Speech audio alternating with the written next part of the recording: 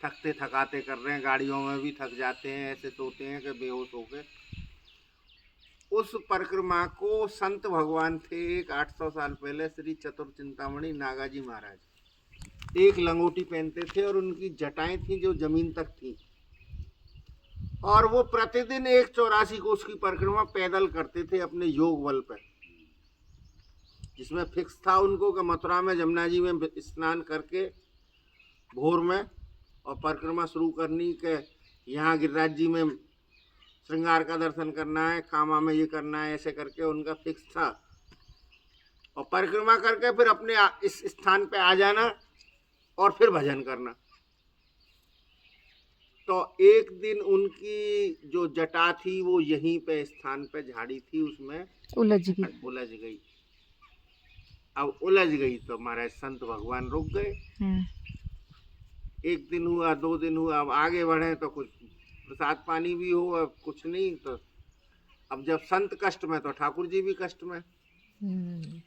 तो ठाकुर जी जो है ब्रज के बालक का भेष बना के आए कि बाबा तेरी जटा सुलझा दूं मैं। तो थोड़े क्रोधी थे, संत तो क्रोधी होते हैं क्योंकि संसार पास नहीं आवे, इसलिए उन्होंने कहा चल चल भाग, जिसने उलझाई है वही सुलझाएगा।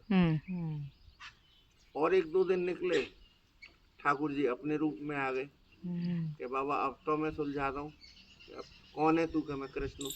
कौन सा कृष्ण? देवकी नंदन कृष्ण या यशोदा नंदन कृष्ण?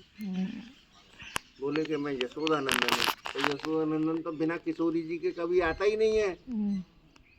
तत्काल किशोरी जी प्रकट हुई, ठाकुर जी ने तो उनकी जटा सुलझाई और किशोरी जी ने उनको प्रसाद पवाया, महाराज लीला का उनको दर्शन कराया, और तत्क्षण उनका जो है ठाकुर जी के चरणों में उनकी ज्योति विलीन हो गई। ये तो इस स्थान का महत्व है। यहाँ ठाकुर जी नित्य रास लीला करते हैं। जय जय। कृष्ण के समय का जो वृंदावन है जो उससे लगा हुआ है, कृष्ण के समय पे यहाँ पे यमुना बहती थी। अब सब बरसाना क्या है, गोवर्धन क्या है और नंदगांव क्या है।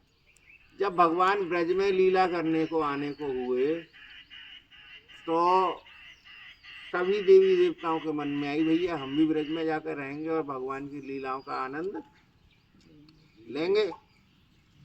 तो ब्रह्मा जी जो है सबको जमीन अलॉट कर रहे थे, जिसको जैसे कोई मोर बना, कोई बंदर बना, कोई इंसान बना, कोई कुछ बना, कोई पेड़ बना, कोई पौधा बना। तो शंकर जी ने ब्रह्मा जी से ये कह दी थी आप किसी को परिवार करके नहीं बांटना, बिल्कुल सबको बराबर भाव से बांटना। जीवात प्रभु, क्योंकि शंकर जी 5वां सिर काट चुके थे एक बार ब्रह्मा जी का। अब सब जगह बट गई तो लास्ट में 3 जने रह गए, ब्रह्मा विष्णु और महेश। ये बोले हमें भी जगह चाहिए, हम भी ब्रज में जाकर देख अपने ठाकुर जी की लीलाओं का आनंद करेंगे। तो ब्रह्मा जी से पूछी कुछ जगह बची है या सब बांट दी? कि मैंने तो सब बांट दी, मुझे आपका डर लगता है, फिर भी देख लो कहीं बच रहा हो तो। जब उन्होंने और सूक्ष्म दृष्टि लगा कर देखा कि महाराज सब बट गया, खाली 3 पहाड़ बचे हैं।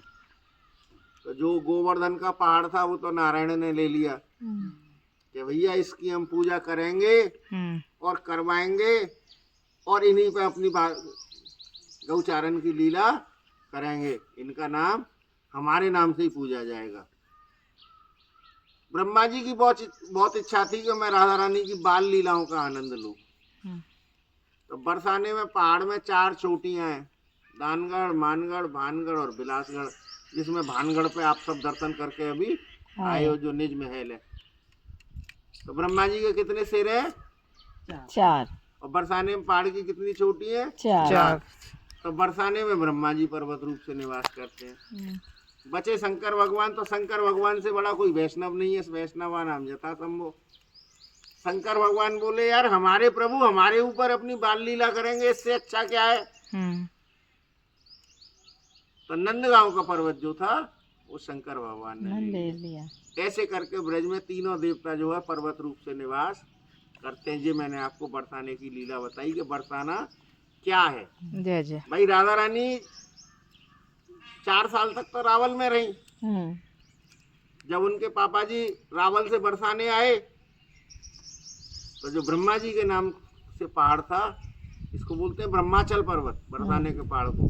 गोवर्धन के पर्वत को बोलते हैं गिरिराज पर्वत और नंदगांव के पर्वत को बोलते हैं नंदीश्वर पर्वत। अब आप कदम बिहारी का दर्शन करोगे, बाबा का जटाओं का दर्शन करोगे और फिर चलेंगे अपन घेवर वन।